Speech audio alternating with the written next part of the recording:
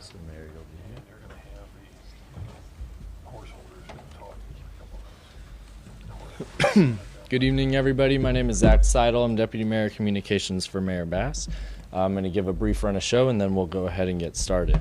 First, we're going to hear from Mayor Bass. Following that, we'll hear from LAFD Chief Kristen Crowley. After that, we'll hear from General Manager of the Department of Transportation, Laura Rubio Cornejo. Following that, we'll hear from Metro CEO Stephanie Wiggins. After that, the Department of Transportation General Manager will come back, give remarks in Spanish, at which time we will open up for questions. The 4 points that we're really trying to drive home are right here on the board. The city's working to alleviate traffic and prepare for the rain, expedite the rebuild of the 10, support impacted businesses, and reduce future risk. And on that note, I will hand it over to Mayor Bass, who just returned from a brief helicopter trip with Chief Crowley. Mayor Bass. Good evening, everyone. As was mentioned, I did just return from a helicopter tour of the area with our fire chief, Kristen Crowley, and I will tell you, it absolutely is clear. Angelenos, please stay on the freeways. It was very, very obvious that when people did not stay on the freeways and decided to get on the surface streets look like an absolute parking lot. And I know sometimes when you have your apps, when you're looking at Google Maps or Waze, and it tells you to stay on the freeway, but you want to deviate, that is not the thing to do right now. The other thing that was crystal clear is that if you are on Metro, you do not have to worry about this at all. This is an opportunity for Angelenos to take advantage of the public transportation system that we have today. I remember very clearly 1994 with the Northridge earthquake, and we did not have the public transportation system that we do now. So I would just say to Angelenos, we got good news today. At this point, we do not anticipate that the freeway is coming down. It can be repaired. This is going to be an inconvenience of weeks as opposed to months, but weeks nonetheless. It will be weeks during the holiday season, and I am hoping that those individuals that can work from home will stay home. Those individuals that have to come into town will ride Metro, but it is still going to be an inconvenience for us. Earlier today, I joined Governor Newsom at the construction site to share this news. We are very fortunate that we have the Biden administration. Secretary Buttigieg has been in contact with us in the city as well as in Sacramento. The governor has basically said 24/7, we will get this job done. And I have to say that we are very lucky to have the fire department that we do. Just think of the over 100 firefighters that put out this blaze. No injuries, no deaths. This was a devastating fire, but it's also raised a number of questions. So I spoke with Chief Crowley. I ordered the fire department to inspect the properties underneath the freeways around the city, where we know that you can drive by and see lots of things stacked there, whether there's cars or wood or et cetera. We need to make sure that we will be safe and that this tragedy will not be repeated. This afternoon, I have some announcements that I want to make about steps that the city is taking to alleviate traffic and prepare for the rain. We have rain tomorrow, so in the midst of all of this, Angelenos, we have to prepare for the rain. We want to expedite the rebuild. We want to support impacted businesses, and we want to reduce future risk. So to alleviate traffic, I have directed the Department of Transportation to make commuter express buses free of charge. Once again, encouraging Angelenos to use public transportation on their commutes. I've also directed the department to assist Metro in making trains along the routes of the freeway closures go faster through processes that our Metro representatives will be happy to talk about in a few minutes. In preparation for the rain, the department is increasing the amount of white glove traffic officers in the congested areas to assist commuters to get through intersections faster, which we wouldn't have to worry about if people took Metro. We will have more information provided at tomorrow morning 6 a.m. briefing. And by the way, we will have briefings every morning at 6 a.m. so that people will have specifics about the route they should take. We're also joined by our general manager of our emergency management department, Carol Parks, who can also answer any questions that you might have about the rain and how we will manage. Many businesses in and around downtown have been affected, which is why I've directed my Deputy Mayor of Business and Economic Development, Rachel Freeman, to compile and release state, federal, and local resources available for impacted businesses. Resources will be available on the website, emergency.lacity.gov. This evening, they should be up on the website, and we will send out a paper press release with those resources this evening as well. My Deputy Mayor for Community Engagement has canvassed the businesses around the area and are actively engaged in order to provide support. In the coming weeks, we will convene impacted business leaders to directly provide resources and support. The city is working to reduce the risks to make sure that this never happens again. I mentioned that our fire chief will immediately begin surveying similar areas under overpasses and identifying spots that might be of concern to take a proactive posture of prevention. That effort began today, and we will announce results when they are available. Now, Angelenos, I know that traffic is frustrating. I get frustrated too. We've heard a couple of incidences of road rage. We cannot have that. Angelenos need to turn toward each other and not against each other. I've heard a lot of anger at the homeless community and homeless encampments. There is no evidence at this point that this fire, even though we know it was arson, there is no evidence that this was the result of unhoused Angelenos. This is a tough time. We are all frustrated, but we cannot take our anger out on each other. We have stood together in crisis many times before. Just a couple of months ago, we were here in anticipation of a hurricane. We were fortunate because of the leadership of our fire chief that we averted the most difficult parts of that crisis. We can do this again. This one will last longer, but I am confident in my fellow Angelenos that we can get past this.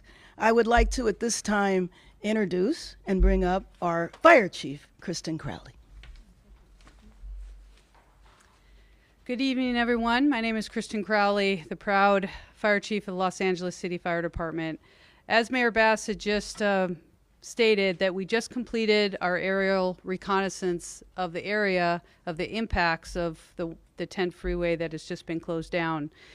A few things, just two main points I wanted to talk about tonight. The first one is, as we were doing our aerial reconnaissance, one thing that I noticed was obviously the very busy surface streets.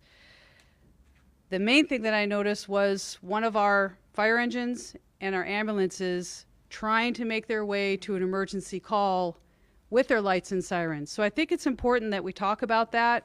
Obviously, we understand how it impacts everybody's lives, but that's one thing I don't think that we've hit home quite yet, is that specific point of how important we talk about every second counts when it comes to our emergency responders, that they're able to get to the scene as quickly as possible and as safely as possible. So please keep that in mind when you are trying to make that decision of where you're going to go, how you're going to get there, and the incredible response the city has taken up to this point and the direction that we've given to the community. So please take that into account when you are making that decision of where you're going to go and how you're going to get there.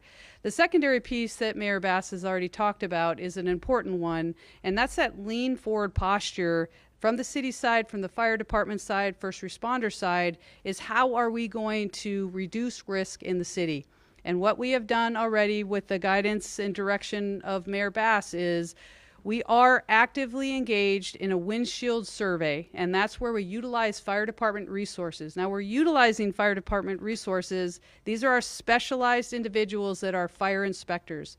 They understand the code, they understand their districts, they are actively driving their districts within the city to identify potential other areas of concern. We're going to collect that data. work with the state as well to ensure that we are minimizing risk to the community so that this does not happen again. So I'm proud to say that our inspectors are doing an incredible job. Our first responders will continue to do the best job that they can to ensure that they get there quickly, but it's going to take all of us to ensure that that happens. So thank you very much for the opportunity, Mayor Bass. And next, I'd like to introduce the General Manager of the Department of Transportation, Laura Rubio Cornejo. Thank you, Chief. Thank you, Mayor. Good evening. My name is Laura Rubio Cornejo, General Manager for the Los Angeles Department of Transportation. LADOT has been on scene since the weekend to facilitate both safe travel and the operation of emergency response and recovery efforts. Today was the second full day of weekday travel where we were able to see the impacts of this closure on local streets. Based on what we've seen, we have already started to make adjustments in improving the travel experience for Angelenos during this closure. Yesterday, we saw a 15% increase in traffic on city streets surrounding the closure. Keep in mind that these are already some of our most impacted local streets. So every percentage increase counts. This morning, however, we only saw a 1% increase in traffic. We're thankful to all Angelenos who planned ahead and avoided driving during peak times. Please note the following changes as you make travel plans in the coming days. To help you get downtown if you need to, without taking the freeway, Commuter Express buses are now fare-free until the end of the year. Commuter Express provides long-range transit service from across our region, including lines from and to Northeast Valley, Thousand Oaks, South Bay, Long Beach, and others directly into downtown Los Angeles.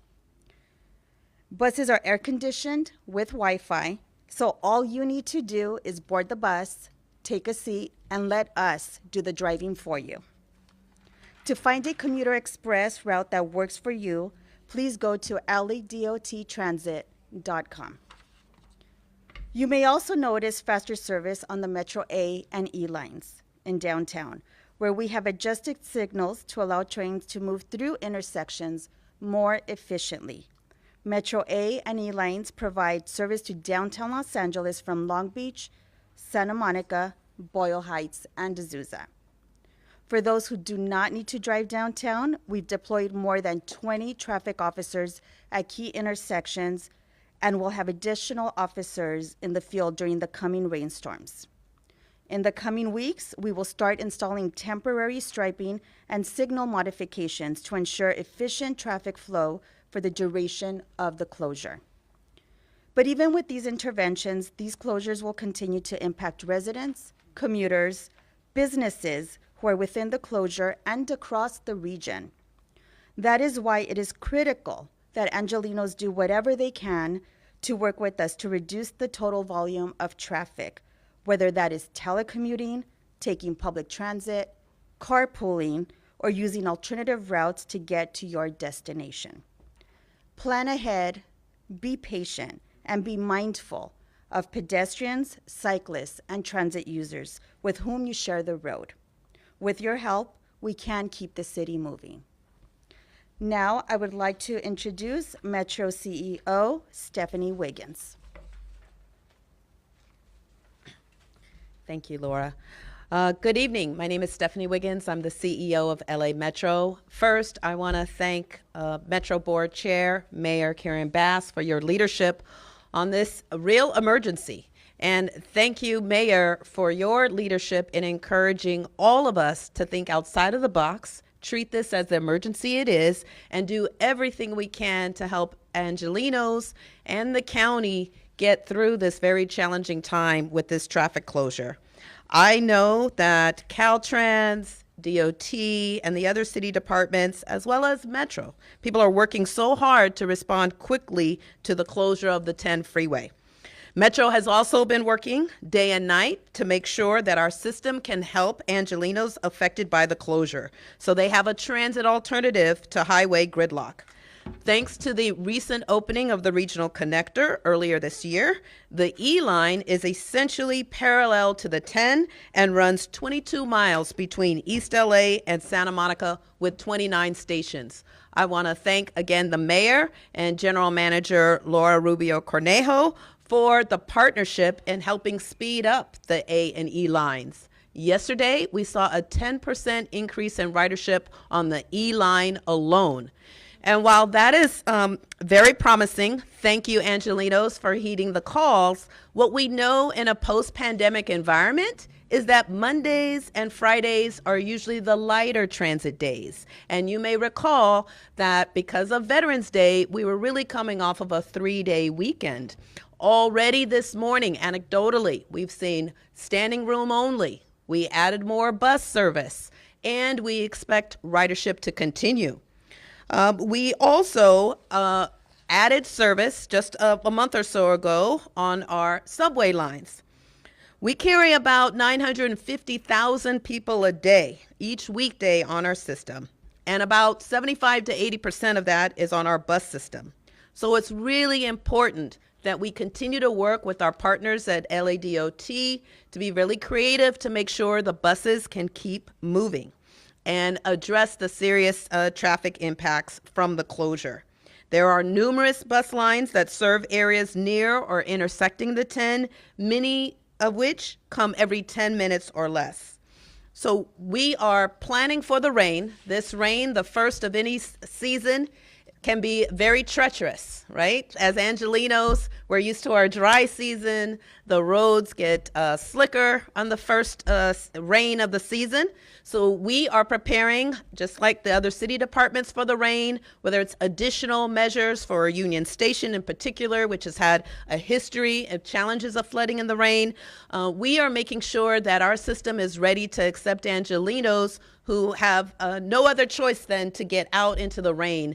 We're going to be ready. We have the capacity. We're going to continue under the leadership of Mayor Karen Bass to look for other ways that we can make sure we incentivize Angelinos to get out of the cars and try transit, because we think that is the smart choice to survive this 3 to 5 week closure. With that, I'll turn it back over to you, Mayor.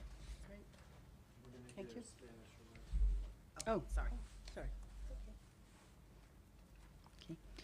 Buenas noches. Mi nombre es Laura Rubio Cornejo, gerente general del Departamento de Transporte de Los Ángeles. Nuestro departamento ha estado en el lugar de los hechos desde el fin de semana para facilitar tanto los viajes seguros como la operación de respuesta de emergencia y los esfuerzos de recuperación. Hoy fue el segundo día completo de viajes entre semana y pudimos ver los impactos de este cierre en las calles locales, y con lo que hemos aprendido ya hemos empezado a hacer ajustes para mejorar la experiencia de viaje de los angelinos durante este cierre. Ayer se vio un aumento de 15% de tráfico. Para esta mañana solo vimos un aumento de 1% de incremento. Les agradecemos a todos los angelinos que cambiaron sus rutas y evitaron conducir durante las horas pico. Tomen en cuenta los siguientes cambios a medida de planificar sus viajes en los próximos días. Para ayudarlo a llegar al centro de Los Ángeles, si lo necesitas sin tomar la autopista, los buses Commuter Express serán gratuitos hasta el fin del año. Commuter Express brinda un servicio de tránsito de largo alcance en toda nuestra región, incluyendo líneas desde y hacia el noreste del Valle, Thousand Oaks, South Bay, Long Beach y otros directamente al centro de Los Ángeles, con paradas limitadas. Los autobuses cuentan con aire acondicionado y Wi-Fi para que pueda relajarse y no se preocupe por el tráfico, mientras el autobús lo lleva directamente al corazón del centro de Los Ángeles.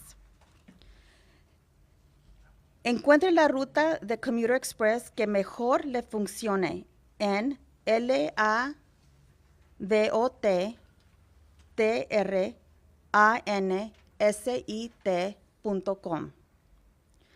Pueden notar un servicio más rápido en las líneas del metro A y E del centro, donde hemos ajustado las señales para permitir que los trenes se muevan por las intersecciones de manera más eficiente.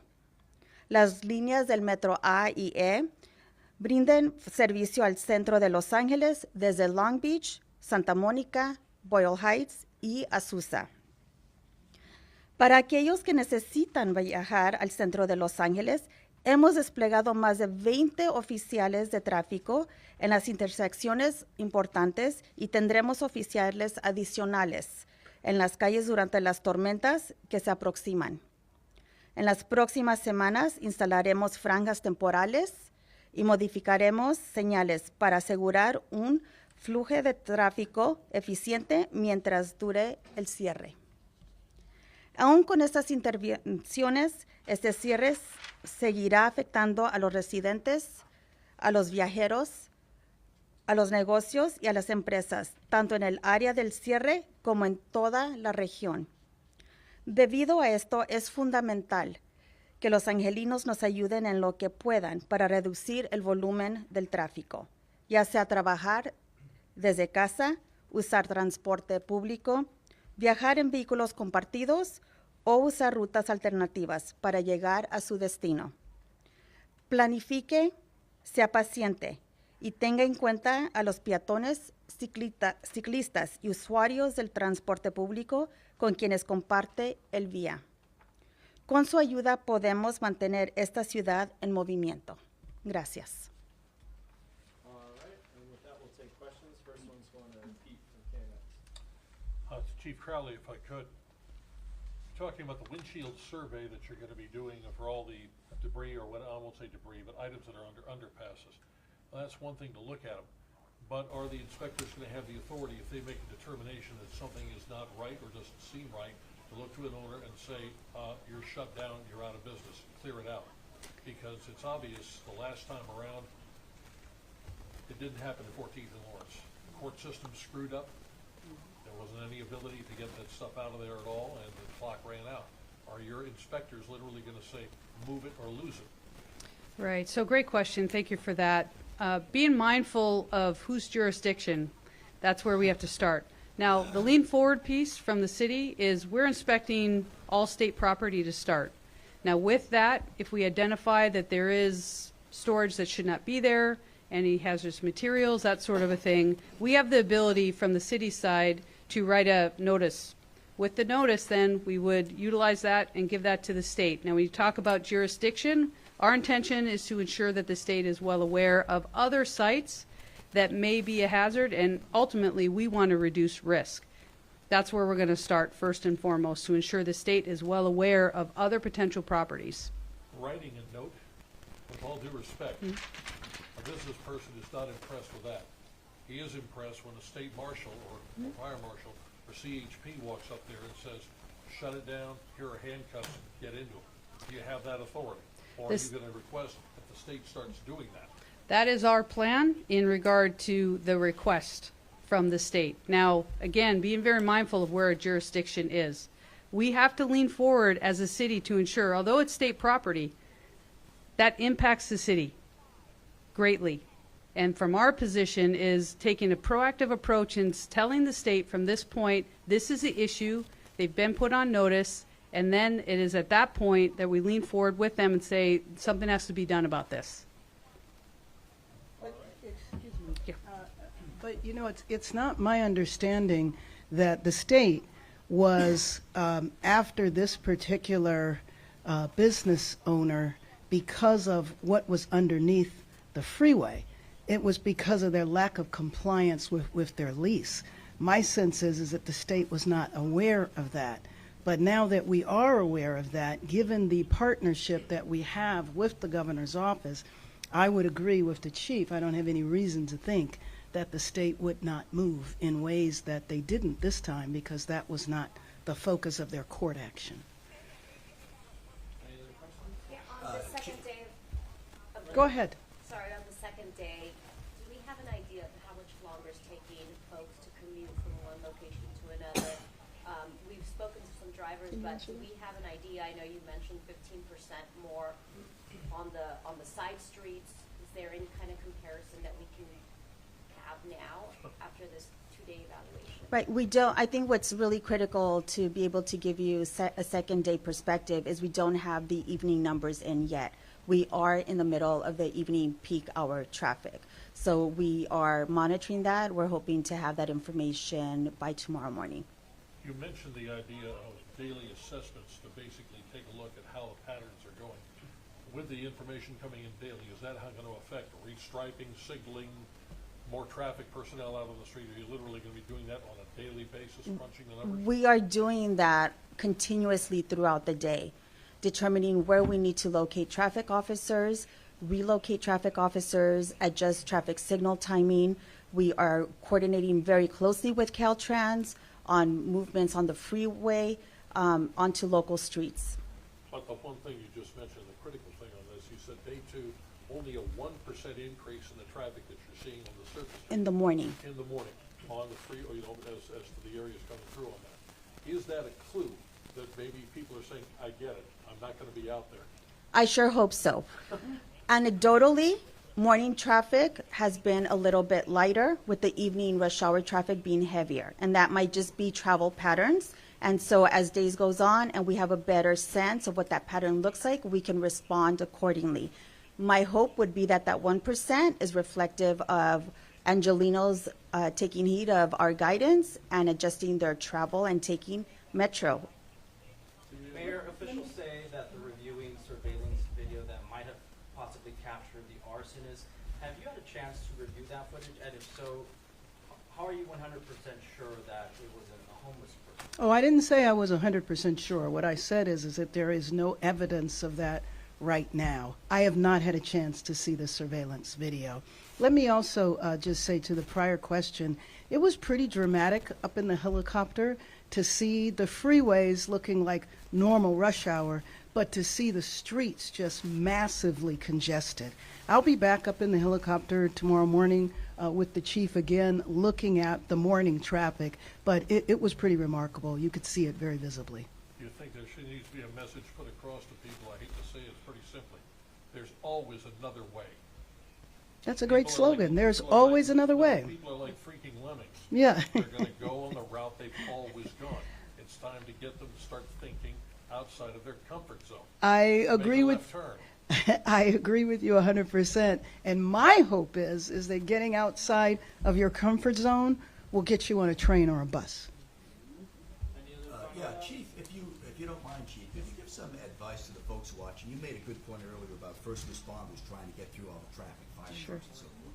Coming over here tonight, I saw that, light sirens, but the folks are trying to get over, but there's nowhere to go. So what are you telling me about it? Right. So we keep hitting the same point, is if you can stay off the streets, if you can take public transit, please do. Think about the congestion from the frustration of the driver, let alone, we're talking about seconds count. They do. So for our first responders, because the streets are so impacted, there's nowhere for somebody normally should pull to the right and stop. There's not enough room because it's so congested. So with that advice is please pay attention to the advice that's out there. Take public transit. Try to open up the roadway as best as we can for our first responders, because again, every second does count. How important is it so there's not gridlock in a sense where they don't tie up the intersections? I saw a fire truck, he's trying to get through, but the intersection was jammed. Right, People and right in the middle of the intersection. right, and those are the delays that we're concerned about. And we have even leaned forward as much as we can in moving other personnel and equipment around, knowing in this area of congestion, we're moving fast response vehicles around to ensure that we have doubled areas where we normally wouldn't have additional resources. We're doing that and moving resources into this area so that we have multiple resources coming from different areas to maximize our times. Thank you. Based on what you saw today, what were the worst intersections and how bad would you describe them when you were up there? I don't know that I could name an intersection, but what I can tell you is all of the surface streets in downtown, in the heart of downtown, were parking lots. Thank you very much, everyone.